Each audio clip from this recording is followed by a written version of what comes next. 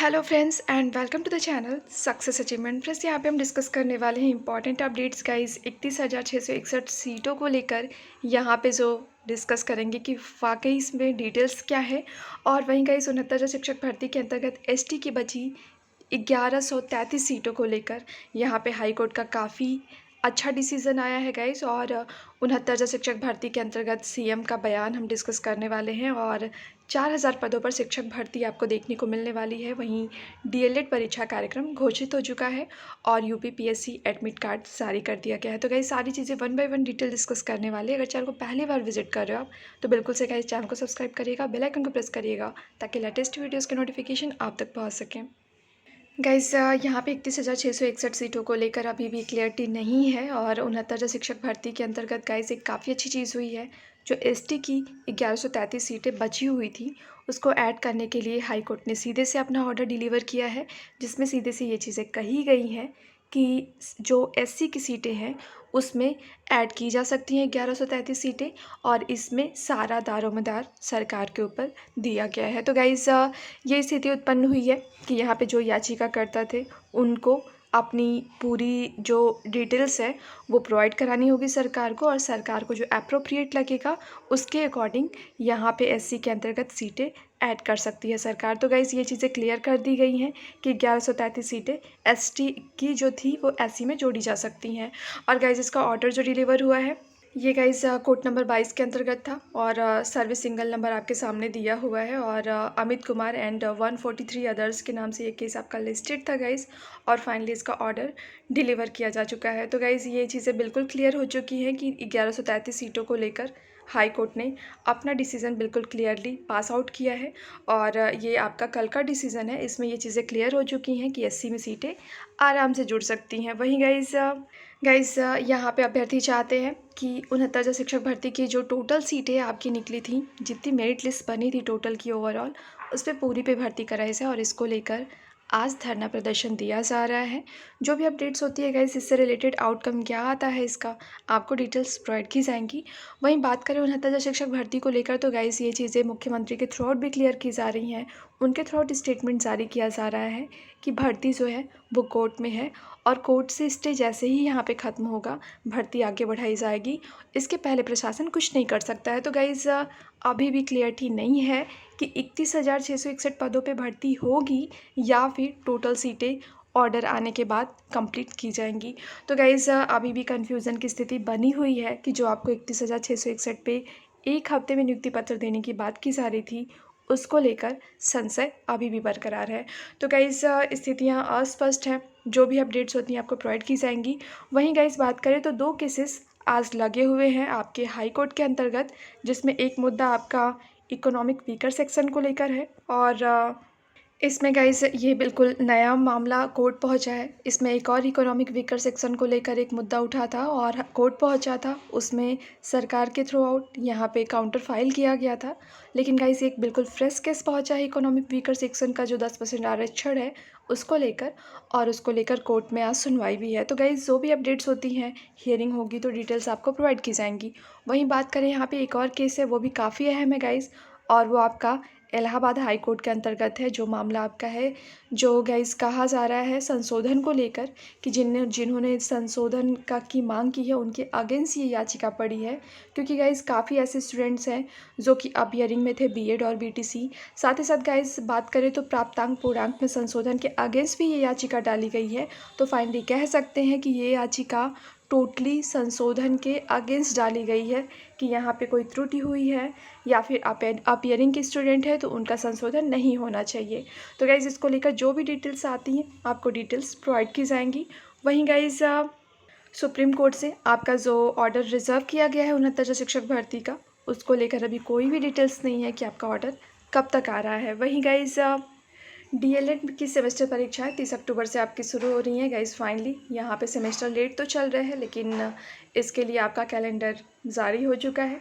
प्राथमिक स्कूल में शिक्षक बनने का प्रशिक्षण कार्यक्रम डीएलएड की परीक्षाओं का कार्यक्रम जारी हो चुका है गाइस। और परीक्षा नियामक प्राधिकारी उत्तर प्रदेश की ओर से परीक्षा 30 अक्टूबर से 11 नवंबर तक सभी सेमेस्टर की परीक्षाएं आयोजित की जाएंगी। और पहले उन प्रशिक्षुओं की परीक्षा है जिनका बैक पेपर है उसके बाद नियमित सेमेस्टर का इम्तिहान होगा।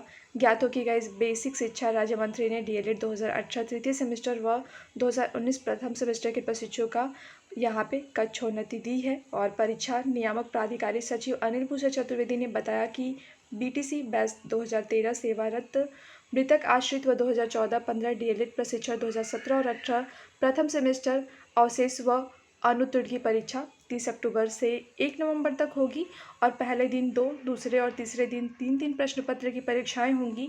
बीटीसी प्रशिक्षण 2013 सेवारत उर्दू मृतक आश्रित बीटीसी 2014-15 व डीएलएड प्रशिक्षण 2017-18 तृतीय सेमेस्टर की परीक्षा 2 से 4 नवंबर से होगी। इसी तरह से बीटीसी बैच 2013 सेवारत मृतक आश्रित और गाइस व 2014-15 डीएलएड 2017-18 अवशेष अनुत्तीर्ण डीएलएड 2019 द्वितीय सेमेस्टर की परीक्षा 5 से 7 सितंबर तक होगी और इसमें उन्हीं को शामिल करना है जिनको कक्षोन्नति नहीं मिली है। बीटीसी प्रशिक्षण 2013-14-15 सेवारत उर्दू मृतक आश्रित बीटीसी अनुत्तीर्ण व अवशिष्ट डीएलएड 2017-18 चतुर्थ सेमेस्टर की परीक्षा 9 से 11 नवंबर तक चलेगी। सचिव ने बताया कि शासनादेश के अनुसार 2018 बैच के कक्षोन्नति उन्हीं को मिलेगी जो पहले और दूसरे सेमेस्टर में सभी विषयों में उत्तीर्ण हैं, बाकी को परीक्षा देनी होगी। 2019 बैच द्वितीय सेमेस्टर के प्रशिक्षु जो अंक हासिल करेंगे वही अंक उनके पहले सेमेस्टर के माने जाएंगे।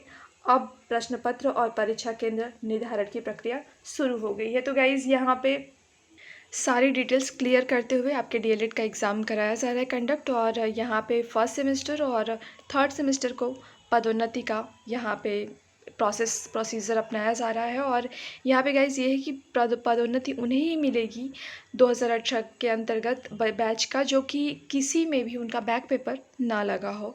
तो गाइज ये थी आपकी अपडेट्स डीएलएड को लेकर और फाइनली गाइज इसमें कंडक्ट कराने जाने को लेकर कैलेंडर जारी कर दिया गया है।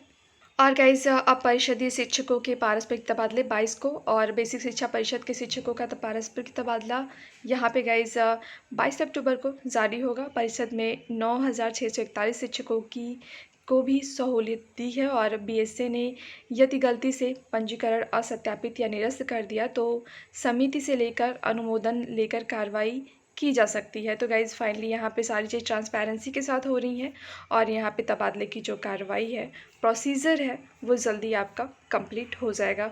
तो गाइज़ ये थी आपकी डिटेल्स यहाँ पे तबादले को लेकर।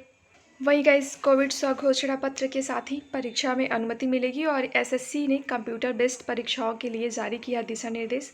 आयोग की ओर से परीक्षार्थियों को निर्देश मिले हैं कि प्रवेश पत्र में तय रिपोर्टिंग प्रवेश पत्र के अनुसार वह केंद्र पर पहुंचे। परीक्षार्थी अपने साथ प्रवेश पत्र, पासपोर्ट, रंगीन फ़ोटो की 2 प्रति के साथ केंद्र पर आए। फ़ोटो युक्त जन्म तिथि के साथ पहचान पत्र, 10वीं का सर्टिफिकेट लेकर आए। परीक्षार्थी फेस मास्क, छोटी बोतल, हैंड सैनिटाइज़र, पारदर्शी पानी की बोतल और प्रवेश प्रमाण पत्र के साथ दिया गया स्वघोषणा पत्र लेकर केंद्र पर आए।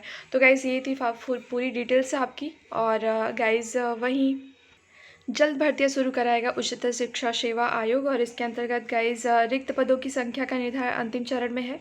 वैसे रिक्तों की संख्या 4,000 के आसपास होने की संभावना है। यह भर्तियां उच्चतर शिक्षा सेवा आयोग प्रयागराज के माध्यम से होगी। असिस्टेंट प्रोफेसर के रिक्त पदों पर चयन के लिए वर्ष 2016 के बाद से कोई विज्ञापन जारी नहीं हुआ है। नेट और पीएचडी धारक अभ्यर्थी 4 वर्ष से नए विज्ञापन का इंतज़ार कर रहे हैं। तो फाइनली गाइज अब जो भी भर्तियां पेंडिंग में पड़ी हैं, जो भी रिक्तियां हैं वो अब यहाँ पे कंप्लीट करने की तरफ बढ़ने की जो प्रोसीजर है वो स्टार्ट हो चुके हैं और इसमें हर एक यहाँ पे जो भी सीटों का वर्ग है उसमें फ़ायदा मिलेगा।